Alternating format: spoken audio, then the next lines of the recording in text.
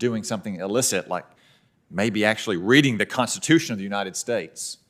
Let's look at some of the cases that have resulted in this shadow docket in recent years. Cases where you have radical judges, usually in places like Hawaii or Seattle or San Francisco, where a single radical judge issues some nationwide injunction to prevent the former administration from building a wall to secure our southern border from the millions of illegal migrants who have poured across it this year. Or maybe blocking travel from countries that are rife with terrorists and have no way to vet those travelers. I don't know what else they did in the Trump administration. Maybe some judge in the Ninth Circuit ordered Donald Trump to bring Qasem Soleimani back to life and to apologize for killing Iran's terrorist mastermind.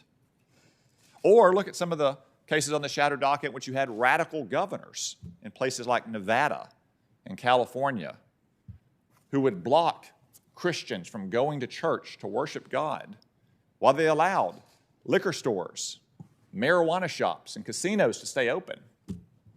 Now, I'm not saying those things should have been closed. I'm saying they all should have been open to include churches where people of faith could go worship. And now, look what liberals want to happen on the shadow docket. They want the Supreme Court to enjoin cases in which the lawyers in the lawsuit can't even find a proper defendant to be sued. So, I know our Democratic friends think this shadow docket is something extraordinary and novel and unprecedented. Maybe it's the case that the lawsuits are so frivolous that they don't even merit an oral argument and full briefing. Or maybe this entire hearing is to distract from the radical law that just passed the House of Representatives last week, the most extreme pro-abortion measure to ever pass the Congress. Now, the Democrats over there, all but one of whom voted for it, argue that this bill merely codifies Roe v. Wade. Oh, would that were so.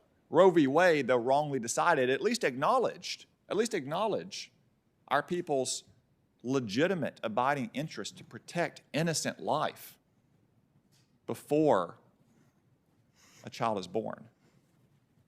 The law that passed in the House of Representatives, though, last week allows abortion to occur up until the very moment of birth, 40 weeks or even beyond, displaying a grotesque indifference to the most vulnerable kinds of human life.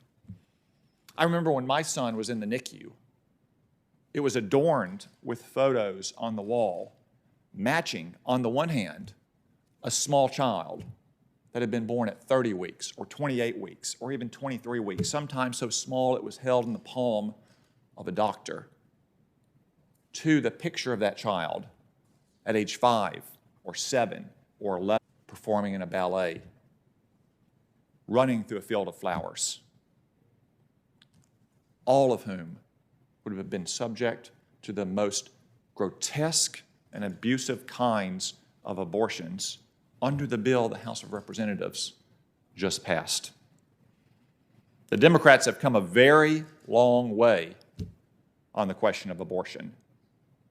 All you have to do is look at Bill and Hillary Clinton's position on the question to see how radical they have become. Bill and Hillary Clinton, Hillary as recently as 2008 in her failed presidential campaign, said that abortion should be safe, legal, and rare.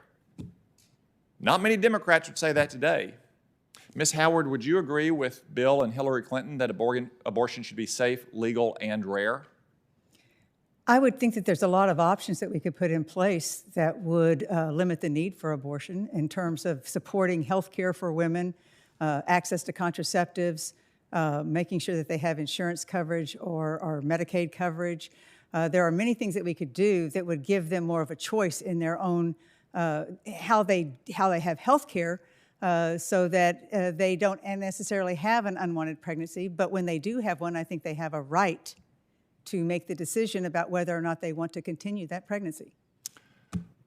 Ms. Howard, my question was simple. Do you agree with Bill and Hillary Clinton that abortion should be safe and legal and rare? And your unwillingness to say yes just demonstrates my point, case closed, that Democrats today will not concede what Bill and Hillary Clinton conceded, that abortion should be rare, because it implies that there is something wrong about the practice, that there is something wrong about ending an unborn life up to the point of birth at 40 weeks, it is wrong, and the Democrats will no longer recognize that it is wrong. Senator Blumenthal. Thanks, Mr. Chairman. I understand that a number of my Republican colleagues